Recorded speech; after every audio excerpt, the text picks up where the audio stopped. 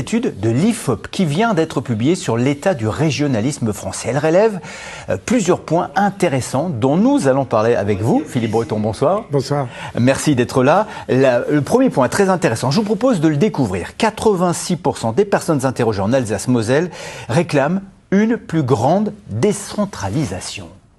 Ça veut dire quoi ? Alors, d'abord, le sondage, il est absolument passionnant parce qu'il croise des questions de l'identité et des questions politiques. Alors, ce désir de décentralisation, je crois que pour beaucoup de ceux qui ont répondu au sondage, c'est d'abord un désir de proximité. Il y a une défiance aujourd'hui vis-à-vis du politique, des élites, qui sont jugées trop loin de nous, des décisions qui sont prises très très loin. Donc il y a un vrai désir de proximité, et ça se traduit dans les termes du sondage par un désir de décentralisation. Décentralisation, on parle même d'État fédéral, comme en Allemagne finalement.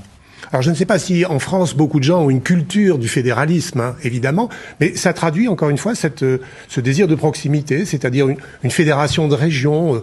Finalement, les décisions qui seraient prises au niveau des régions seraient plus proches de nous et donc plus intéressantes pour nous. Alors puisqu'on parle des régions, autre chiffre très intéressant donc de ce sondage IFOP, regardez, 80% des Alsaciens appuient sur la création d'une nouvelle région Alsace. Donc pour sortir du Grand Est, en 2019, c'était 68%, 12 points de plus en seulement 6 ans. Oui, aujourd'hui, tout le monde est à peu près d'accord, il faut le dire, sur cette hérésie d'une Alsace noyée dans le Grand Est. Il n'y a pas beaucoup de discussions en Alsace sur ce point. C'est un vrai désir, mais qui croise à la fois le désir de proximité, mais aussi le sens d'une identité régionale. On perçoit aujourd'hui que l'identité régionale, c'est quelque chose qui peut rapprocher les gens, qui peut recréer du lien social.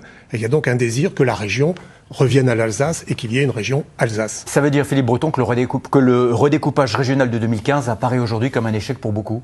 Oui, c'est un échec, ça n'a pas marché, je crois qu'il faut le reconnaître, pas uniquement d'ailleurs dans notre région, dans d'autres régions aussi. C'est un échec, c'est une tentative, et je crois qu'il serait sage, évidemment, pour nos gouvernants, mais ils ont d'autres choses à penser aujourd'hui, de revenir sur ce découpage et à revenir sur quelque chose qui est, encore une fois, plus proche des gens. Alors cette étude donc a été réalisée, je vous le disais, à l'occasion de l'Université d'été de Régions et Peuples Solidaires qui se déroule en Corse, près de Bastia.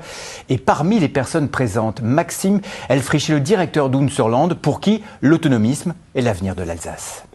Les Alsaciens veulent un retour à une région Alsace, mais pas que. Ils veulent aussi une collectivité à statut particulier. Je rappelle un autre chiffre du Figaro qu'il a sorti de notre propre sondage.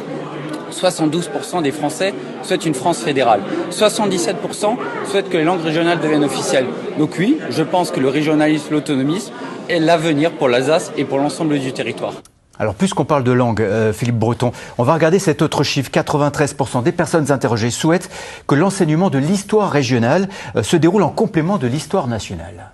Mais oui, aujourd'hui, il y a un désir de retour à l'histoire. On voit bien que le futur, le progrès, tout ça s'essouffle un tout petit peu. Il y a un désir un petit peu conservateur de revenir.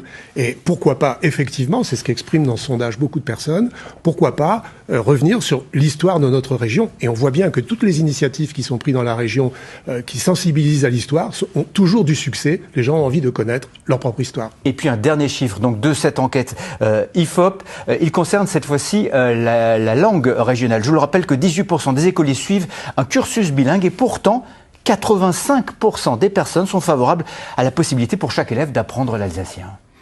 Oui, c'est un désir qui est très fort dans les zones périurbaines et dans les zones rurales, où on parle encore, où il y a encore une culture de la langue, il y a encore une oreille pour la langue, moins dans les grandes villes, bien évidemment, mais pourquoi pas imaginer effectivement cette richesse linguistique qui est d'apprendre deux langues très très tôt, d'autant plus que la deuxième langue, l'alsacien, c'est une langue qui est très proche de celle de nos voisins allemands. Merci Philippe Breton pour cet éclairage concernant cette étude très intéressante réalisée par l'IFOP.